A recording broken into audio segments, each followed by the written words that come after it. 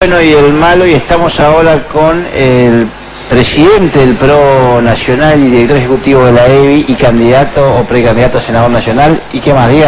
Páseme más letra. Bueno, el director ejecutivo de la EBI. Ya dije. Presidente del PRO Nacional. Ya dije. ¿Candidato a senador? Ya dije. ¿Cómo precandidato a senador? Bueno, candidato. Ah. El doctor Humberto Schiavone. ¿Qué tal, Humberto? Buenas noches y gracias por venir. Voy a hacer una aclaración, Sí. señores periodistas. No soy candidato a nada porque no hay ningún candidato todavía. Ah, mira vos. ¿Viste que teníamos un cargo de más? Sí. Bueno, no importa, es la información que tenemos nosotros. Sé que falta tiempo, 14 cierran los frentes. ¿Y la lista cuándo cierran, doctor? Sí. No, la verdad es que todavía faltan cosas por definir. La lista se está negociando. Pero todavía tenemos tiempo. El 24 recién es el plazo para presentar las listas en realidad son precandidatos porque hay que pasar por las PASO. Claro. Y es una decisión que se va a tomar en el seno de Cambiemos. Y el primer paso ahora es la constitución del Frente Cambiemos el 14 de junio. ¿Eso ya está decidido? ¿Quiénes son las patas en Misiones que forman la mesa de Cambiemos? Esto se decidió a nivel de la Mesa Nacional de Cambiemos, donde la propuesta es constituir Cambiemos con los partidos nacionales que integran Cambiemos e invitar a aquellas fuerzas locales que tienen afinidad o que han compartido algunas listas en elecciones anteriores, que seguramente también es una decisión que compete a los partidos nacionales de Cambiemos, o sea que no puedo anticipar nada porque es además una decisión del distrito, de los distritos. Ayer hubo, si se puede, en el comienzo del año electoral hubo tres test, ¿no? Dos que fueron básicamente antesala de lo que va a ser una elección general, que son las PASO en el Chaco y en La Rioja, dos provincias históricamente peronistas por lo menos en sus últimos años, y lo de Corrientes Capital, que uno supone que era un bastión del peronismo, por lo menos también en los últimos 20 años, donde el peronismo no perdía. Y Cambiemos logró arrebatarle la intendencia de Corrientes en un escenario que genera ¿qué? Expectativas. ¿Hay que pegar una mirada profunda a eso? ¿O es un triunfo del oficialismo en la provincia de Corrientes? No, justamente no es un triunfo del oficialismo porque el oficialismo en la ciudad de Corrientes era del Frente para la Victoria. Recordemos quiénes fueron los dos últimos intendentes: Camau Espínola, que fue candidato a gobernador por el Frente para la Victoria. Y senador nacional. Hoy es senador nacional y es precandidato a gobernador también por esa fuerza política para las elecciones de este año. Y el otro fue Fabián Ríos, que iba por su reelección y que pierde esta elección a manos de Cambiemos. O sea que ahí pierde el oficialismo. Nosotros, ¿cómo estamos viendo? Estamos viendo en todo el país que hay una mayoría de argentinos que quieren consolidar este proceso de cambio, que no quieren volver atrás, donde claramente el kirchnerismo, el Frente para la Victoria es el retroceso, pero obviamente hay que construir la alternativa para que se pueda canalizar esa opinión mayoritaria de los argentinos, en este caso de los correntinos. Y creo que lo de Corrientes fue una muy buena construcción, con excelentes candidatos a intendente, hoy electos intendente y viceintendente, como los doctores Tassano y Lanari, con un fuerte apoyo también del gobierno nacional, del propio presidente Macri, que pidió el voto para la fórmula de Cambiemos. Y también, hay que decirlo, una gran gestión del gobernador Colombi que influyó también en la opinión de los correntinos. ¿Y cuáles son las expectativas, Humberto, para este año electoral? Cambiemos, bueno, es una fuerza nueva, es una alianza que se hizo hace poco, ha ganado el país, pero tiene duras batallas. Digo, la provincia de Buenos Aires es un sitio complicado, en la ciudad de Buenos Aires está Lustó, que es un candidato que mide bien. En Santa Fe el socialismo tiene su fuerza, en Córdoba está Schiaretti. Digo, la elección nacional, ¿cuáles son las expectativas que tienen dentro de Cambiemos? Las expectativas son, como dije anteriormente, seguir consolidando este proceso de cambio. Hoy el presidente Macri y su gestión de gobierno están muy bien evaluadas prácticamente en todas las provincias. ¿Tiene encuestas de eso? Sí, hay números, varios números, donde la Cambiemos como frente electoral es lo que está el frente electoral mejor evaluado e incluso mucho mejor que la suma de los partidos que integran Cambiemos. Y además el presidente, como dije, tiene una altísima ponderación en los argentinos y una gran capacidad también de influir en el votante. Ahora, lo que tenemos que hacer los responsables de Cambiemos, de los partidos que integramos Cambiemos en cada uno de los distritos, es tener las alternativas para esas provincias que tengan suficiente potencia, suficiente penetración electoral como para poder recibir ese apoyo que los argentinos, y en este caso los correntinos, le estaban dando a esta opción electoral. Observás que Cambiemos tiene una mirada federal de esta elección de medio término, como se dice que son en el recambio parlamentario, o quizás la intención del gobierno de Macri es consolidarse en provincia de Buenos Aires, en Capital Federal, donde sí tiene representantes genuinos del PRO, ver qué pasa en Córdoba y en Santa Fe, que fueron dos distritos que prácticamente también definieron las elecciones presidenciales en el 2015, y qué mirada tiene Cambiemos hacia el interior profundo, como Misiones y otras provincias. Bueno, en Corrientes le fue bien ayer, pero digo, ¿tienen el mismo esquema para todas las provincias o básicamente el país central?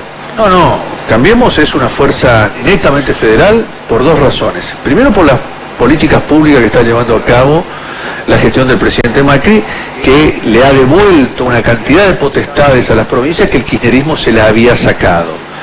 Segundo, porque tiene una excelente relación de respeto, de colaboración y de convocatoria permanente a todos los gobernadores sin distinción de banderías políticas. Por eso decimos que desde el punto de vista de fondo de las políticas que aplica, Cambiemos es una fuerza federal. Y además, la cantidad de obras públicas, obras de infraestructura que se están volcando en el interior profundo del país.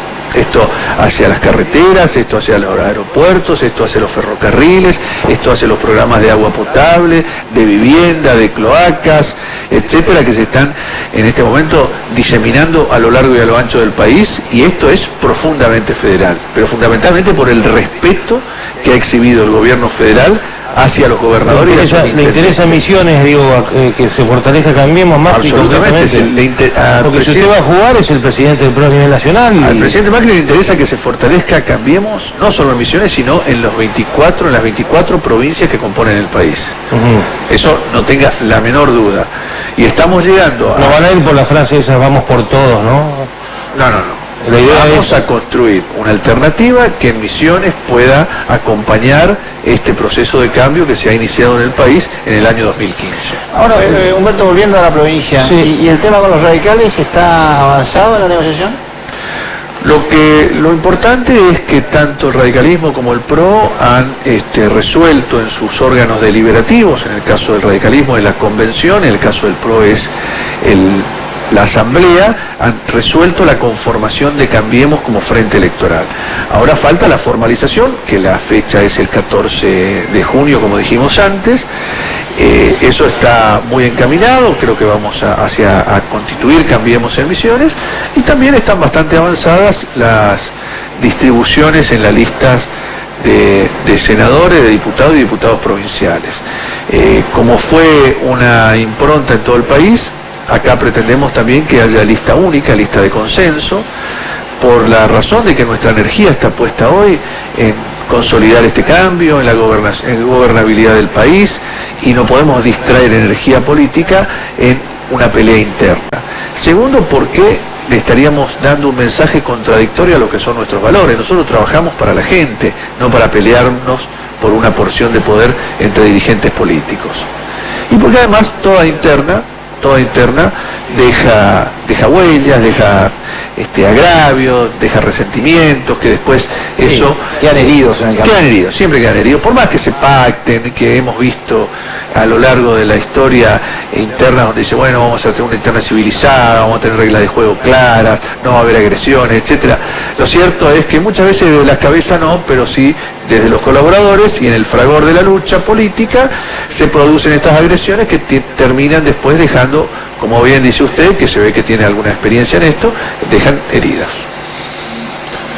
¿Lo sorprendió lo de este muchacho colaborador del PRO, Holz, que haya planteado la precandidatura y casualmente el cargo de senador, donde usted aparece como uno de los posibles candidatos del PRO en ese cargo? Bueno, en primer lugar, creo que como afiliado al PRO está en su derecho de plantear sus aspiraciones, esto es natural. En política mal haríamos en ver esto como una cosa antinatural. Va a ser fuera de un consenso mayoritario, va a ser fuera de un acuerdo, pero nadie le impide que si completa todos los requisitos, los avales, la antigüedad como afiliado, el apoyo del partido, etcétera, se presente a una elección como candidato a senador en las PASO. Va a haber seguramente en distintas provincias del país situaciones similares, pero esto es por fuera de un consenso mayoritario del partido. Pero está a su derecho, digamos. ¿Lo de Alex Sigle está definido qué va a hacer o todavía no está claro el panorama?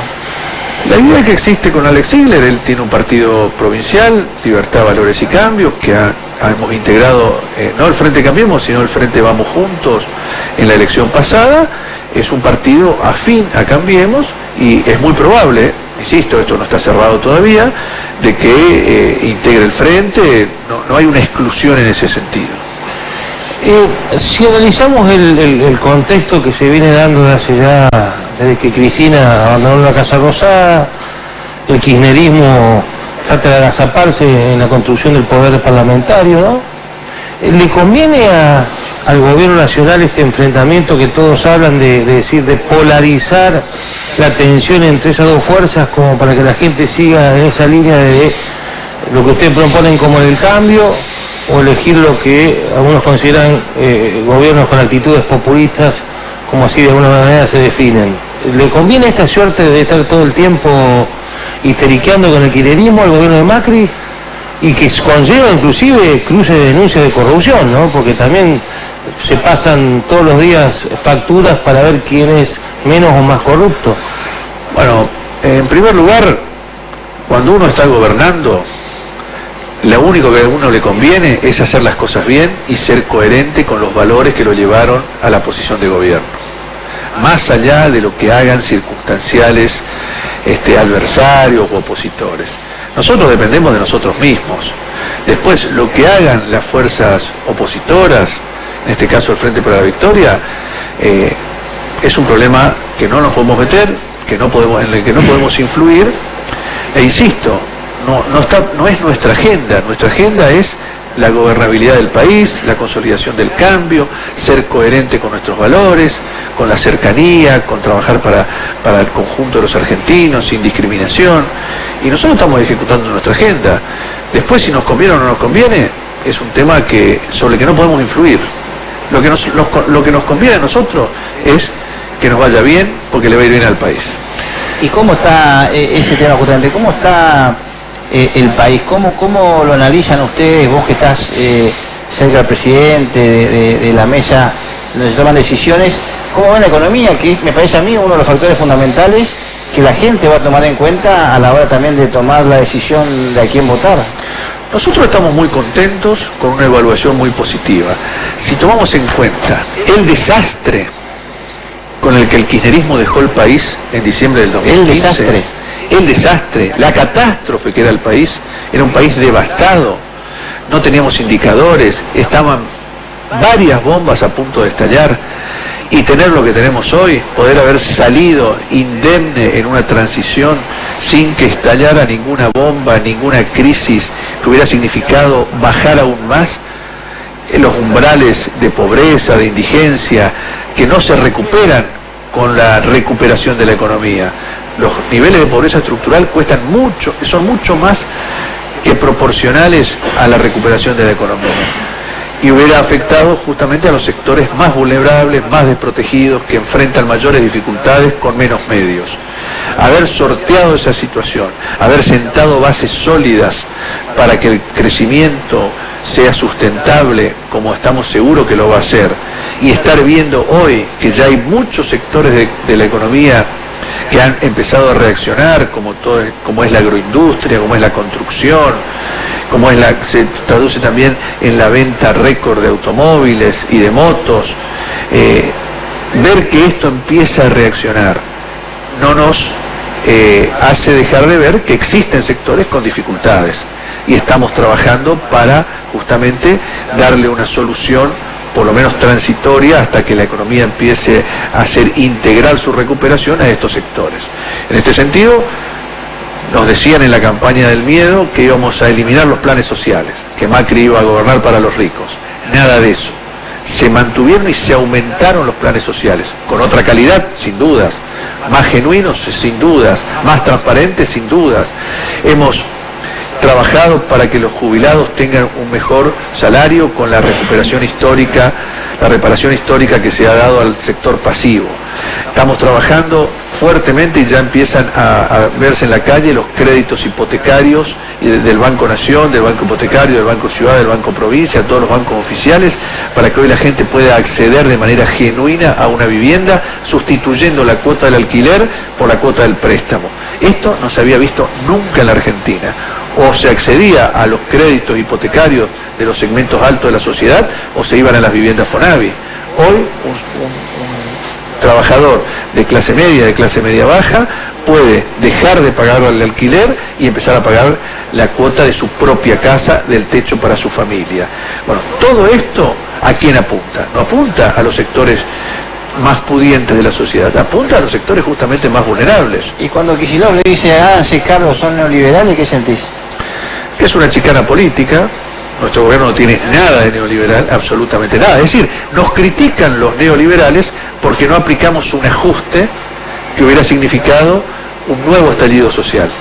Eso es lo que, cuando se habla del déficit, de que tenemos que cubrir, que salir a sanear el déficit, se habla justamente de un ajuste neoliberal, que es la contracara de lo que estamos haciendo. Nos critican los sectores denominados de la derecha, neoliberales, por no estar haciendo lo que se consideraba un ajuste clásico. No quería, bueno, la última pregunta, no está esperando también ahí un invitado. Usted habló de las viviendas y usted estuvo involucrado en una causa de sueños compartidos que hace 10 días atrás la justicia de Comodoro Pi, de tribunales, decidió dictar el sobreseimiento a varios de los que aparecían como investigados, funcionarios de gobierno de las provincias. A usted le tocó como responsable de la Corporación Sur, tengo entendido, de la Ciudad de Buenos Aires. Hay gobernadores como Claus, inclusive, que algunos tienen falta de mérito, pero otros tienen el sobreseimiento definitivo. Y a usted le tocó esa suerte, ¿no?, de haber sido sobreseído definitivamente de esa causa. ¿Cómo llegó esa causa y en qué circunstancias, donde la manejaba la Fundación Madres Plaza de Mayo de Bebo Bonafini, ¿no? Bueno, esa es el juez Martínez Giorgi imputó a todos los funcionarios que habían firmado contratos con la Fundación Madre de Plaza de Mayo en el marco del programa Sueños Compartidos. Pero había situaciones que eran diversas, que no eran iguales todas las situaciones. En el caso del Instituto de la Vivienda de la ciudad y en el caso de la Corporación del Sur, de la que yo era titular, los contratos nosotros no designábamos a la Fundación Madre de Plaza de Mayo como contratista. Esa designación la hacía la Secretaría de Viviendas de la Nación, en ese momento, que estaba a mando de Abel Fatala. Bontempo primero y Fatala después. Por lo tanto, nosotros éramos simplemente administradores de un contrato donde la Secretaría de Vivienda decía quién la iba a construir, cuál era el presupuesto y cuál era el proyecto. Y tanto el Instituto de la Vivienda como la Corporación del Sur eran certificadores y administradores del dinero, porque eran viviendas que se hacían en la Ciudad de Buenos Aires. Por lo tanto, nosotros no tuvimos nada que ver en la designación de las madres, y como no había ningún faltante de plata, todo lo que fue certificado y pagado es porque estaba hecho, y eso se auditó.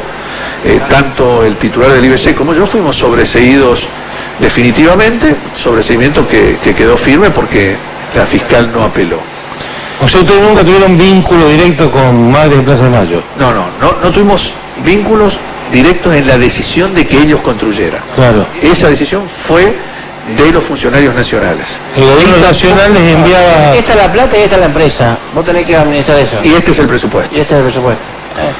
Además hubo una auditoría de la Auditoría. ¿Y hicieron la casa de...? En algunos casos se hicieron parcialmente, contratos que fueron rescindidos, que fueron además ejecutadas las pólizas. Todo eso está absolutamente... O sea que el gobierno claro. nacional te imponía la empresa que tenía, en este caso la fundación. En el caso nuestro se impuso por escrito. Por escrito. Ahora no tenían forma de decir, che, nosotros con... No conozco cómo fue en otras jurisdicciones, por lo tanto no puedo hablar de otras situaciones que todavía están ahora en el marco de la causa. Bueno, se sacó un peso encima, digo, ¿no? Ustedes no iban a atender acá hasta la octubre. ¿La fecha de presentación del Frente? Sí, el 14. ¿De candidaturas? ¿Ya tienen fecha? Es muy probable que se haga una presentación nacional de todas las candidaturas de Cambiemos. En principio la fecha sería el 30 de junio, eso está en estudio en este momento, lo está manejando el equipo nacional. Sería una presentación de todos los candidatos de Cambiemos del país. Estamos viendo si con la participación de algunos dirigentes nacionales, todo eso está en este momento en estudio, en el laboratorio. Muy bien, gracias. Muchísimas gracias por su tiempo. Por haber venido esta noche. Gracias a ustedes. Vamos a los twitters de la semana. Sí, estoy buscando, los Twitter acá los tengo. Ahí está. Muy bien, la catarsis del pajarito, mire usted. Bueno, uno de los Twitter tiene que ver, creo que el primero tiene que ver de esos memes que salen en los Twitter, que son lindos. Tiene que ver con la semana pasada se podía poner un alias en el CBU. Sí. ¿No? Sí. ¿Usted puso alias? Un alias, sí, pase nomás. ¿Usted puso alias o no? Yo le puse, sí. Sí, el pirata cordobés le puse yo. ¿Sí? Sí, pero ahí salió un meme, dice, ¿cómo sale la provincia? Dice Horacio Torres, que es un periodista de Perón. Sí. Así se define en su perfil. Dice, a mi nuevo área de CBU le puse Gustavo Arribas. Sí. Gustavo Arribas, usted sabe, de escribano, que el jefe de director general de la Agencia Federal de Inteligencia Argentina. ¿No? Que lo habían acusado, que le habían depositado plata de Odebrecht, ¿era, no? Sí, claro. Dice, pero puse Gustavo Arribas y dice, tal vez me depositen sin que yo me dé cuenta, dice. Estuvo pícaro. La picardía que hay en Twitter, así que está, ahí está el primer Twitter. Ahora, es complicado porque yo, por ejemplo, no le puse alias a mi CBU y te ponen uno de ellos. Yo no tengo cuenta, la verdad. Ahora tengo que ver. ¿Para qué me preguntas si no sé lo que es un CBU? Me enteré esta semana lo que es un CBU. ¿Cuál es mi alias? Escúcheme, yo soy monotributista, soy pobre de Arrechea. Bueno, vamos con el segundo. Vamos al segundo. No sé lo que es un CBU, yo pensé que era un vino nuevo, de pura cepa, un CBU. Bueno, esta está buena. Este es el periodista Beto Valdés, que está la noche con Montenegro en la mesa. Vio que hicieron una mesa tipo Fantino. Muy interesante. Es muy interesante. Tiene buena info. Muy buena info. Este viene de la época del Tata Joffre, ¿se acuerda? Con el... Está en la línea delgada de la oreja de Goma. La línea delgada de la oreja de Goma. Yo no digo eso. Dice, la sorpresa de Cambiemos en Corrientes vuelve a dejar en offside a la mayoría de los desconquistadores. Otra vez la pifiaron. Y ahí pone un cuadro de todo lo que marcaban las Chuleta Puseiro, bueno, todas las encuestadoras, que fueron 5, que unos días antes, en los diarios de Corrientes y diarios nacionales, decían lo que podía pasar en Corrientes Capital con la elección. Y fíjese en los números, por ahí la gente no divisa mucho, pero algunos le daban hasta 10 puntos a favor de Ríos, el actual intendente, que perdió ayer la intendencia, ¿no? Fíjate, Zuleta Pucero, 41 a 33 contra el candidato de Cambiemos. La otra encuestadora, UNSAM, 43 con 35. Carlos Fara hablaba hasta una diferencia de 12 puntos. Prometeos, una diferencia de casi 15 puntos. Y IOPS, una diferencia de 53 a 34, casi 20 puntos. Ganó Tassano por casi 4 puntos. Y medio, casi 4 puntos. ¿Sabes lo que me explicaban hoy? No me jodas con eso. No, pero te voy a decir lo que me contaban hoy. En Corrientes no hay ley de lemas, pero existe el sistema de colectoras. Claro, de colectoras. Entonces vos tenés a Tassano como candidato a intendente, pero después tenés al Partido Liberal, al Autonomista, a los radicales, bueno, así 11 sublemas distintos. Claro. Entonces la gente por ahí votó a su partido sin saber que Tassano era de Cambiemos y era su candidato. Entonces, es muy parecido a lo que pasa con la ley de lemas. Sí. También por eso pueden haber feo. Cuando uno puede hacer una proyección, el que va a hacer una encuesta tiene en cuenta eso, y hacen un sistema DON. Claro. Usted lo sabe también. Sí, o sea, no le podés errar tan feo. El tipo que le roba 20 puntos, que se ponga un kiosco. Le va a costar vender la encuesta para... Usted sabe bien. A estos señores le va a costar vender la encuesta. Y ahora sí. Ahora, ¿no? Chuleta Pusero, el que le daba ganador a Rovira, ¿se acuerda? En la época de la reelección indefinida. No, el que venía acá era... Artemio. No, el otro. Y Chuleta Pusero también venía. Sí, pero había uno que era... ¿El de Clarín? Sí, que era el jefe de la campaña. Mientras usted recuerda, vamos al tercer tipo, nos están esperando, no hay que se esperar a la dama. Sí, ya está esperando de hoy, así que ya está, te agradecemos. el último... La catarsis del pajarito, el último tuit muy simpático, ¿de quién es? ¿Dónde anda mi amigo Pimpi? No sabíamos si mandarlo, ¿lo buscamos? Sí, mandar el tuit. La mejor inversión debe venir de la demanda. Sin esta no habrá oferta. Es básico. Lo demás es pura teoría. ¿Y? Yo creo que está haciendo un análisis conceptual. El tipo es contador, está aburrido. Estaba aburrido. ¿Qué hora era? Y dijo, yo con 12:45. Estaba esperando. Yo con esto lo liquido a varios. Sí. Porque van a hacer todo un la mejor inversión debe venir de la demanda. Sin esta no habrá oferta. Es básico, lo demás es pura teoría. Claro, no sé si Pimpi lo que quiere decir es que debe haber demanda en términos políticos. A mí se me cayeron la venta, ¿usted? Ese abuelo recién contó que íbamos bien, pero a mí se me mayo fue bastante duro. ¿Quién fue que dijo que estamos? Acevedo, el nuevo presidente lo dijo. Buena oferta, poca demanda tuve yo. ¿Usted tuvo oferta? Tuve buena oferta y poca demanda. Entonces Pipi se lo mandó a usted. La demanda es la que manda, no la oferta. Tal cual. Es cierto. Bueno. Bien, Pipi. Vamos a tomarlo en cuenta. Hacemos la pausa. Vamos a la pausa. Ya está. ¿Sí? Vamos a hablar de robótica. Qué lindo. Lo quiero mandar a mi hijo eso. ¿Ahí? Sí, me interesa eso. Ahora pida los datos, el teléfono y vamos a ver si lo escribimos. Bueno. Después de la pausa. Ya venimos.